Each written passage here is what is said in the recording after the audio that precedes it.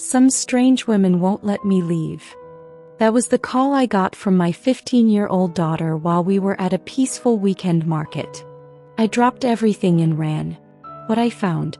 My daughter in tears, surrounded by 6 old women, screaming at her, shaming her, calling her unchristian for refusing to speak to her grandparents. That was the last straw. So I exposed every dirty secret her grandparents ever hid, to their entire church. Let's rewind. I'm a 46-year-old mom of 2 girls, 17 and 15.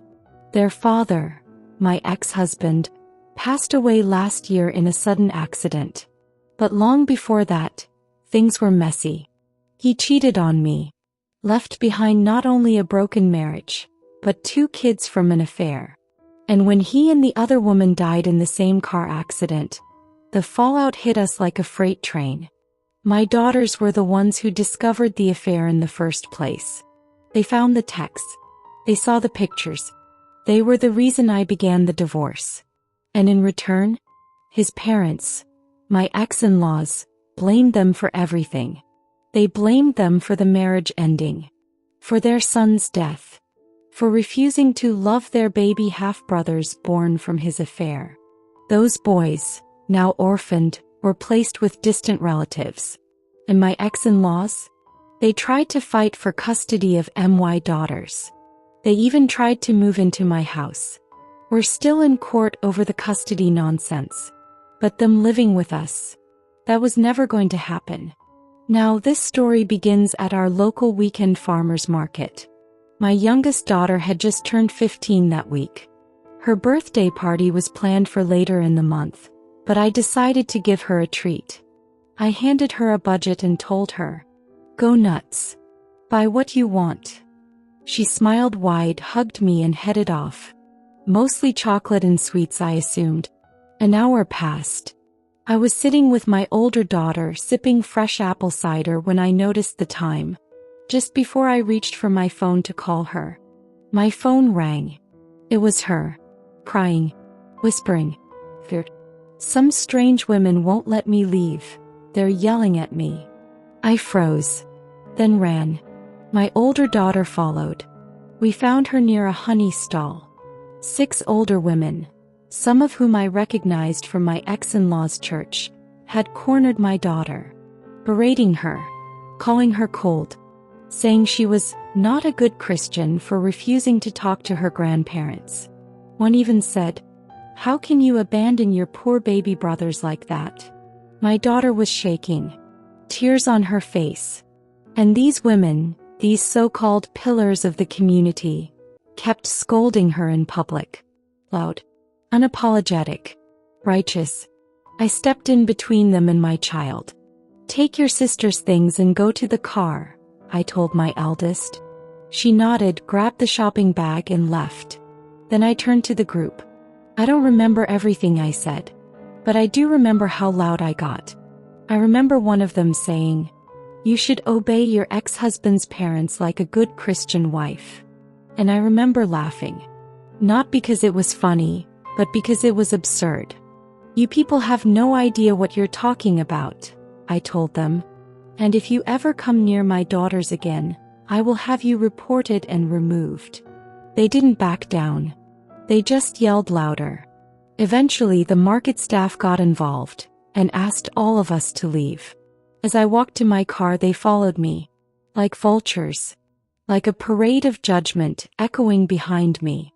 My daughters sat quietly in the car as I started the engine.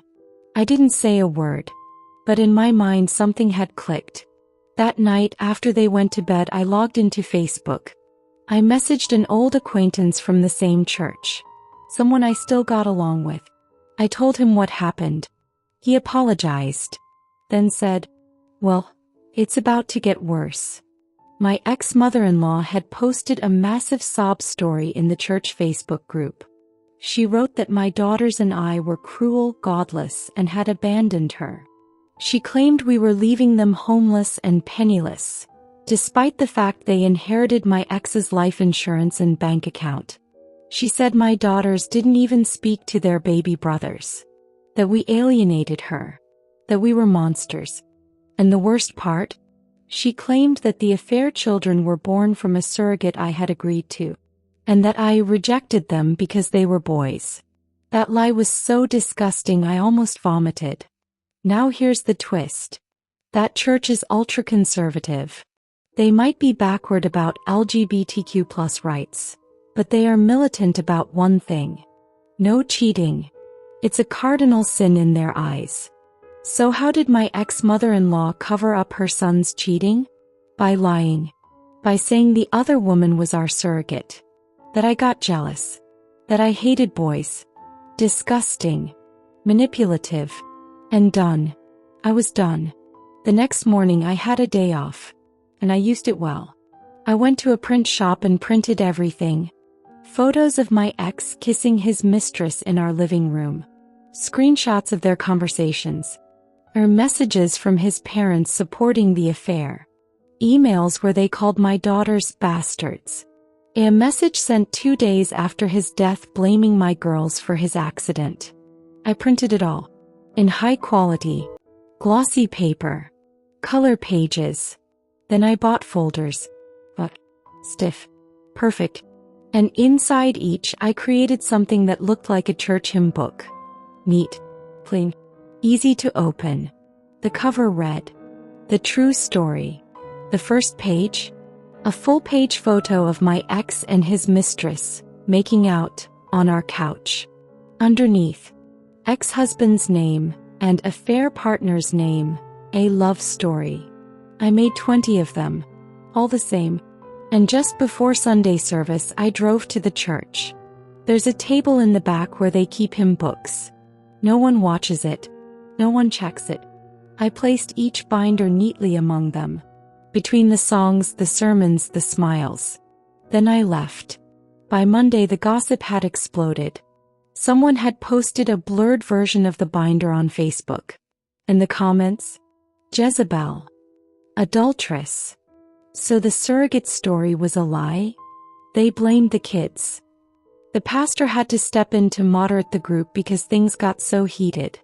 Some people actually defended me, saying, even if she started the divorce, this makes sense now. One post read, "The mother's reaction is understandable. No one messes with their children like that." I got 2 handwritten apology letters from church members addressed to my daughters. And one church elder messaged me personally and said, "If you ever want support, we'd welcome you back. No judgment." As for my ex-in-laws, they were shamed into leaving the church. My ex-mother-in-law posted a dramatic status update. "I feel so alienated. No one cares for the elderly anymore. My son would have taken care of us. Of what money, I wonder? Because I was the breadwinner. I supported the family. Not him." A narrow final twist. The will. My ex had told me his daughters were the beneficiaries. That was a lie. His parents were. But I never contested it. Because my will already names my daughters as my sole beneficiaries. And that's what makes the difference. My daughters may have lost a father. But they will never lose a mother who fights for them.